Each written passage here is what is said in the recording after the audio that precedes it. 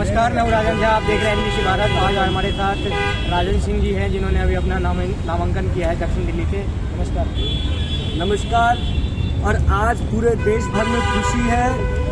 आज़ादी के 75 वर्षों बाद इस देश में आज़ादी के द्वार खुल गए।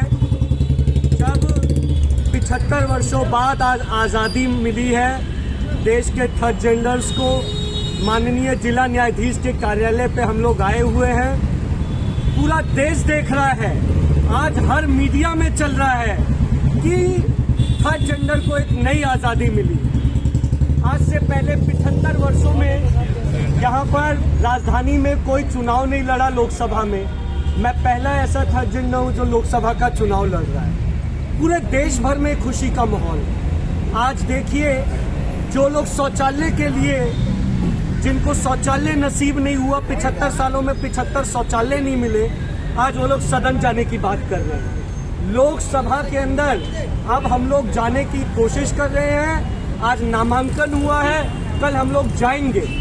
मैंने, क्योंकि 29 तारीख को दिल्ली हाई कोर्ट ने पहली बार किसी को सुरक्षा दी है, थर्ड जेंडर को मुझे सुरक्षा दी गई। और दिल्ली पुलिस से, जो कि हम लोग बड़ा आशा रखते हैं कि वो लोगों का सहयोग करती है, पता नहीं मेरे को हाईकोर्ट का ऑर्डर मिलने के बाद पुलिस सुरक्षा नहीं दी गई। मैं आपके माध्यम से बल्कि पुलिस प्रशासन से भी पूछूंगा कि क्या यहाँ पर थर्ड जेंडर को देने के लिए अगर सुरक्षा नहीं है तो सारे किन्नरों को पुलिस में भर्ती कर लें, और वो अगर सुरक्षा नहीं कर सकते तो हम लोग सुरक्षा कर देंगे।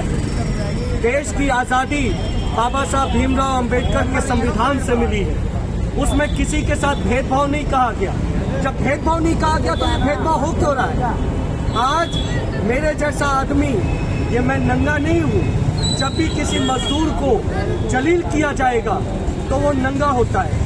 हर सरकारी अफसर जब किसी गरीब को जलील करता है तो वो नंगा होता है। आज मैं उन नंगों का प्रतिनिधि बन के आया हूँ कि अब उन जलील करने वाले लोगों का, गरीबों का, मजदूरों का, ट्रांसजेंडरों का, महिलाओं का, बच्चियों का, उनका मैं प्रतिनिधि हूँ। और जिस दिन EVM का बक्सा खुलेगा, पूरे देश भर में देखिएगा कि आज तक थर्ड जेंडर जितने नहीं लड़े, उससे ज्यादा 1000 गुना मुझे वोट मिले।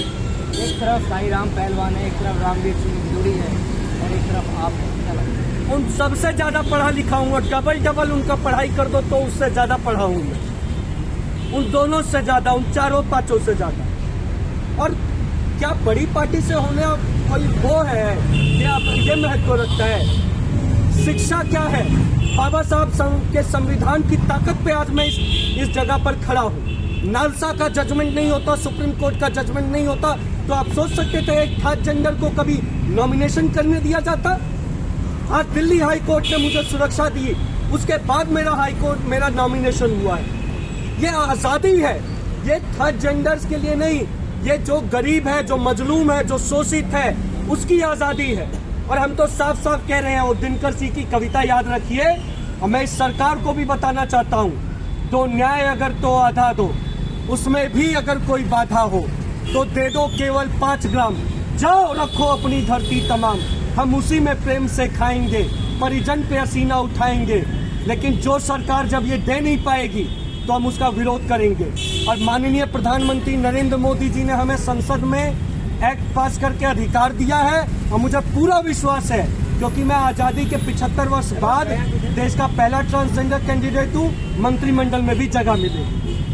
क्या लगता है, हजारों लोग आपको देख रहे हैं NBC माध्यम से, क्या संदेश देना? संदेश यही है, we are coming to spread love, please don't hate us, we are here to spreading love. आप पूर्वांचली हैं, एक पूर्वांचल बेल्ट है, मदरपुर, संगम बिहार, देवरी, कानपुर। बिहार का आदमी तो वैसे ही कहते हैं ना कि जिया हो बिहार के लाला, तो बिहार के लोग वैसे ही आगे हैं, हर समाज का आदमी आगे है।